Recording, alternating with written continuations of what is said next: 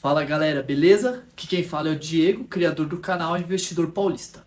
Bom, hoje é mais um vídeo daquele que a gente tem feito aqui semanalmente, onde eu faço um aporte de R$ 500 ali na corretora Rico, que é a corretora que a gente está utilizando aqui para o canal, com o grande objetivo de construir o meu primeiro milhão aqui de forma pública com vocês, tá bem?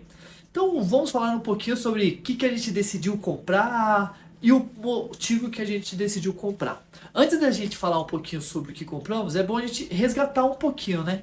Então a gente tem uma metodologia ali de investir em ações, criptomoedas, fundos de investimento imobiliário e ações do exterior também. Das últimas vezes, faz um tempo que eu não investia nada na parte do exterior. Nas últimas vezes eu lembro de ter comprado ali FII, comprei algumas ações e querendo ou não, para a gente deixar ali um percentual legal entre cada classe de ativo, as ações do exterior já estava começando a ficar um pouquinho para trás. Então dei uma olhada, o dólar tem caído, isso nos ajuda, já que a gente está comprando uma ação lá no exterior, por mais que eu negocie ela dentro da B3, através de um BDR, que são papéis ali atrelados, né, à própria ação de fato, mas eu comprei essas BDRs, porém ela está atrelada ao dólar, tem essa questão do câmbio aí, né? Então, como o dólar, se eu não me engano, bateu 5,32 hoje, 5,31 em alguns quebrados, alguma coisa, falei, bom, melhor hora para a gente comprar dólar é a hora que o dólar dá uma arrefecida, né? O dólar a gente não sabe para onde ele vai caminhar, porque os Estados Unidos estão diminuindo aqui agora a taxa de juros deles, né? E o Brasil está mantendo a taxa de juros muito alta. Vai chegar um momento que o spread vai ser tão grande que os investidores vão falar assim, bom, quando pensa em investir na renda fixa, é melhor investir em renda fixa pagando 1 ou 2%, que é o dólar nos Estados Unidos, ou investir em renda fixa no Brasil que está pagando 15 ou alguma coisa a mais de porcentagem. Então, quando esse spread começa a ficar muito grande, os grandes investidores tendem a tirar um pouquinho o dinheiro dos Estados Unidos, porque conforme a taxa de juros dos Estados Unidos começa a cair, os investidores lá tiram dinheiro da renda fixa e começam a investir em ativos que são um pouco mais arriscados, esperando, obviamente, mais retornos. É isso que acaba acontecendo. Quando a taxa de juros deles estão altas, tudo bem, 3, 4% para nós brasileiros aqui parece que é uma taxa de juros baixa, mas para eles é alto, né? Então quando tá alto, para eles se confortam em ficar ali na renda fixa recebendo aqueles 3, 4% ali, tá? Lembrando que eles estão numa moeda forte. Agora, quando começa a cair, eles já não vê tanto sentido em manter renda fixa ou ficar nos fundos deles ali. Então eles começam a olhar para os países mais emergentes, onde possui um risco maior, só que a chance de ganhos aumenta bastante também. Não a chance de ganho, né?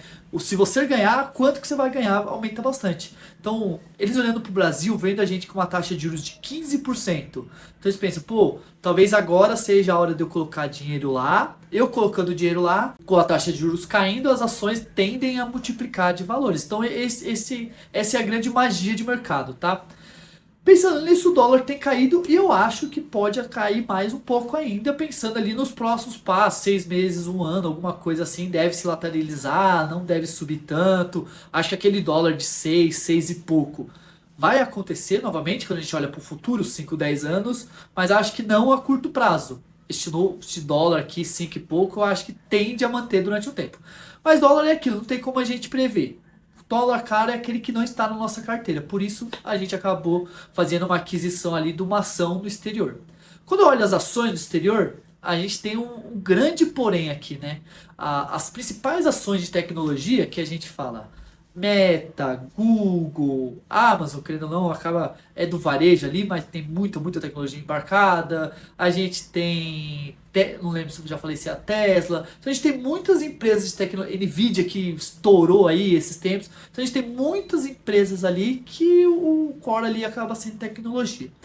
Então essas ações estão com valor muito esticado, que é o que o pessoal está achando que pode ser uma bolha, que tem várias pessoas especulando, achando que o mercado vai cair. Se elas estão certas ou não, não dá para a gente saber, só o futuro irá dizer, né? Mas tem grandes investidores ali já apostando na queda do mercado dos Estados Unidos, tá? Então, por conta disso, esse valuation muito esticado das empresas de tecnologias de tecnologia, é bom a gente tomar cuidado em qual empresa a gente vai investir. É óbvio que lá nos Estados Unidos nós não temos empresas apenas de tecnologia, a gente tem diversos outros tipos de empresas. Se não me engano, a gente tem 2, 3 mil empresas listadas na bolsa deles lá, enquanto aqui no Brasil a gente tem 300, 400 empresas. Pra você ver o tamanho do mercado, o quanto ele é diferente, tá? Mas, olhando para o geral, eu queria investir numa empresa de tecnologia dos Estados Unidos, tá? Então, o que, que nós temos na nossa carteira? A gente tem, quando a gente fala dos investimentos nos Estados Unidos, ali, ações do exterior, a gente tem IVVB11, que são as 500 maiores empresas negociadas na Bolsa dos Estados Unidos, e nós temos o Google também, tá? Então, a gente tem essa cesta de ativos e compramos ali um mais direcionado que é o Google. Agora, eu estava dando uma olhada e fiquei com vontade de ir para a Apple. Aí eu comecei a dar uma olhada nos números e tudo mais. E assim como eu comentei agora há pouco, as empresas de tecnologias elas estão com valuation um pouco esticado. O que significa isso? Que se a gente olhar apenas para os números que elas estão gerando, você vai falar assim, não vou investir nessa empresa está cara. A questão é que elas estão ganhando, essas empresas de tecnologias, elas ganham cada vez mais mercado. Tendo mais mercado, elas têm capacidade de engolir mais partes do mercado e dessa forma ficando cada vez maior. Então, por conta da tecnologia, elas têm esse poder de escala que é muito grande. Então, por exemplo, a Apple. Se a gente olhar para a Apple lá em 2007, quando começou o iPhone, virou a chave totalmente aquela empresa depois do iPhone. Então, foi uma inovação gigantesca para aquela época. No começo, tinha a Nokia que era muito forte ali. E hoje a Nokia nem sei mais se existe, deve ter alguma coisa ali, eu não estou muito por dentro dela. Mas a Apple foi ganhando mercado. Aí por que, que eu disse que ela vai ganhando mercado e vai ganhando cada vez mais depois de ganhar um pouco? Por exemplo, vou me dar um pouquinho, vou ser um pouco do exemplo. Antes da Apple eu tinha Samsung. Eu acho que eu tive o primeiro celular da Apple em 2011, 2012 mais ou menos, tá? Mas antes eu utilizava Samsung. Quando eu tive a primeira experiência da Apple, eu nunca mais saí da Apple, porque já me acostumei com todas as interfaces, já estou educado daquela forma, já sei onde eu encontro cada coisa. Para mim é super tranquilo usar a Apple. Se eu trocar pelo Samsung, eu sei que eu vou apanhar um tempão, vou ficar meio perdido. Eu tenho medo de perder dados, talvez que tenha dados meus que está mais com a questão do iCloud, alguma coisa assim. Então a gente fica um pouco perdido. Então, por conta disso, eu acabo tendo uma fidelização maior com a marca. E eu creio que muitas pessoas são assim, porque vira e mexe eu converso com alguém, pô, eu tenho Apple, depois que eu comecei com a Apple não larguei mais, não dá pra trocar, não sei o que. E obviamente também tem exemplos de pessoas que migraram para Apple, foram para Samsung, depois foram para outro. Normal, o que eu estou querendo dizer é a grande maioria. A grande maioria não fica migrando tanto de Samsung para Apple, da Apple para Samsung cada vez que for trocar de celular. Normalmente quem é Samsung sempre vai comprar Samsung, quem é da Apple sempre vai comprar Apple. Aí um ou outro que sai desse time, então um ou outro que sai do Samsung e vai para Apple, depois acaba não voltando mais, porque essa questão da familiaridade ali com o sistema ajuda demais a fidelizar. Então o da Apple, como eles têm o iOS lá que é deles, é muito diferente do Android, que é utilizado apenas não pela Samsung. Então por conta disso, a Apple acaba sendo muito mais fidelizante, podemos dizer assim, né? Porque é um sistema diferente dos outros. Então, essa questão da qualidade do iOS ali, que é o sistema operacional dos iPhones, isso ajuda demais a fidelizar os clientes, tá? Então, esse é um ponto extremamente positivo, porque dessa forma, um cliente fidelizado não significa que ele só vai comprar iPhone. O cliente fidelizado vai comprar Apple Watch, vai comprar AirPod, vai comprar o MacBook, ele vai comprando outros produtos que a marca está vendendo ali, tá? Então este é um grande ponto.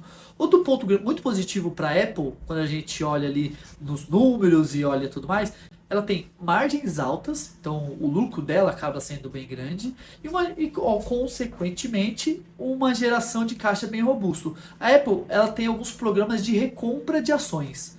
O que isso ajuda a gente? Tá, vamos lá, para quem está começando a iniciar aí no mundo dos investimentos. Quando a gente fala das empresas no Brasil, muitas pessoas gostam de empresas que pagam dividendos. Então, ou seja, tive um lucro aqui de R$ 100, vou pegar uma porcentagem e vou dividir dividendo para todo mundo recebe essa grana, tá? Legal. Nos Estados Unidos, como a distribuição de dividendos ela é taxada em 30%, o pessoal vê menos benefício em distribuir o dividendo. Então o que ele faz? Bom, tem toda essa grana aqui que eu iria distribuir de dividendos. em vez de eu distribuir os dividendos, eu vou pegar o meu lucro, vou recomprar as ações, eles eliminam as ações, né? Então, ou seja, você vai ter uma fatia maior pensando em percentual da organização, porque, assim, faz de conta que a empresa tem 100 ações.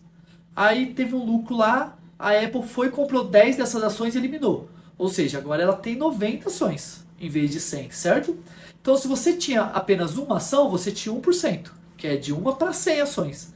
Agora, você mantendo essa única ação para 90 ações, você não tem mais 10%, você tem ali 11, alguma coisa assim. Então, você acabou aumentando um pouquinho a sua faixa ali, entendeu? Então, a questão de recompra de ações tem este benefício. Primeiro que você vai estar cada vez mais sócio, mais dono daquela empresa, você tem uma fatia maior dos resultados dela, e também é óbvio que com isso o valor da sua ação tende a ir subindo cada vez mais, já que tem menos ações em circulação. Tá? Então é um ponto positivo, é uma forma que os Estados Unidos trabalham mais. Lá, as empresas são menos focadas em pagar dividendos, por mais que existam algumas empresas que têm a dinâmica, têm a disciplina ali de pagar dividendos sempre. Tá? Pode ver uma Coca-Cola paga 3 meses, a Apple, se eu não me engano, agora também ela tá pagando também a cada 3 meses. Eu dei uma olhadinha agora que eu lembrei, mas o dividend dela, o dividend yield dela é em torno de 2, 3%, é algo bem baixo. O que ela gosta de fazer com essa geração de caixa é muito mais recomprar as ações, tá? Outro ponto positivo, mas depois ele vai cair também no negativo, que é a diversificação das receitas. Então, quando a gente olha para as receitas, ponto positivo, a gente não tem apenas iPhone. A gente tem o Apple Store, a gente tem o Apple Music, a gente tem o iCloud, a gente tem o Apple TV+.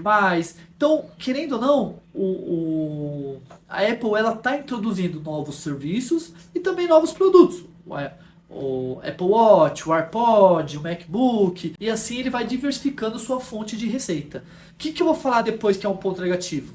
Querendo ou não, o iPhone é o seu maior carro-chefe, você pode estar negociando uma empresa ali que está muito focada no tipo de produto, tá? Mas a Apple tem focado em criar diversos produtos e os seus fãs ali, podemos dizer assim, os seus clientes mais fidelizados, querendo ou não, eles vão migrando de um produto para o outro. Tem alguns que eles gostam mais, tem outros que eles gostam menos. E assim eles vão utilizando um pouquinho de cada. E daqui a pouco para de usar, compra um outro e assim vai indo. Mas isso vai gerando cada vez mais receita para ela. Por quê? Porque ela tem fidelizado os clientes no iPhone. Então meio que o iPhone é uma porta de entrada para a Apple. Então para os clientes, né, eles entram, dali eles começam a consumir outros produtos. Então por ser o carro-chefe é muito bom. É como se fosse uma captação de lead. Né? Quando a gente olha aqui no processo comercial, a gente tem a captação de lead muito grande, então vem um volume muito grande de pessoas, vai diminuindo até você fechar com o cliente ali, vai fazendo aquele funil que é o que o pessoal fala de vendas. Para a Apple, pensando da forma que ela tem como raciocínio, é mais ou menos assim, bom, uma gama gigantesca tem comprado o iPhone, então tá aqui, tá entrando no funil. Daqui eu vou oferecer novos produtos, novos serviços e tudo mais, e conforme for descendo o funil, são clientes que estão aderindo cada vez mais produtos e mais serviços ali. Então aqui na boca do funil, são clientes que têm apenas o iPhone. Conforme você for descendo, são clientes que têm o iPhone e conseguem gerar mensalmente receitas recorrentes ali, que nem iCloud e tudo mais, tá? Então a Apple tem esta diversificação de receitas. Outro ponto bem positivo, que aí está um pouquinho mais ligado à cultura da empresa, e não só a cultura, bem a cultura aqui, que é a parte do histórico de inovações. Então a Apple ela é bem focada nessa parte de inovações, investe muita grana na parte de P&D, então isso nos ajuda a achar que sempre teremos coisas adiante. Sempre teremos coisas inovadoras, que a gente sempre vai estar próximo do que é o melhor possível. A Apple, é óbvio, querendo ou não, esse setor, podemos dizer assim, de tecnologia, eles vão lá e investem numa câmera. Daqui a pouco a Xiaomi ou a Samsung aparece com uma câmera diferente que eles não tinham testado ainda. Então um acaba meio que pegando as informações do outro, ou o produto ali do outro, né, conforme eles vão lançando. Mas quando você lança primeiro, você acaba ganhando mais mercado, óbvio, você vai ter um lucro maior e tudo mais. Então a Apple é muito focada nessa parte de P&D para sair desenvolvendo.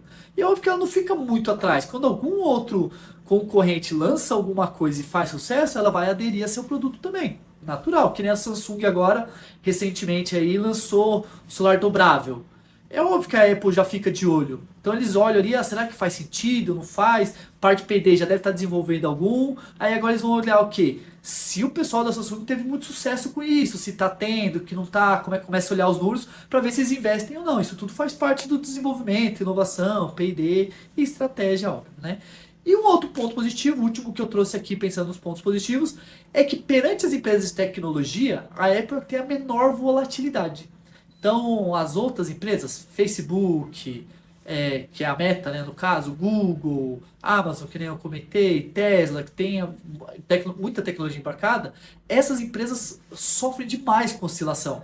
Por mais que nos últimos anos tem subido, mas se você pegar as oscilações do nada, em questão de 3 4 meses sobe 20%, 30%. Em 2 3 meses cai mais 20, 30%. Então fica numa oscilação absurda. A Apple ainda consegue diminuir um pouquinho essa questão das oscilações, tá? O que eu trouxe de ponto negativo, que eu já devo ter até comentado ali no que eu fui falando.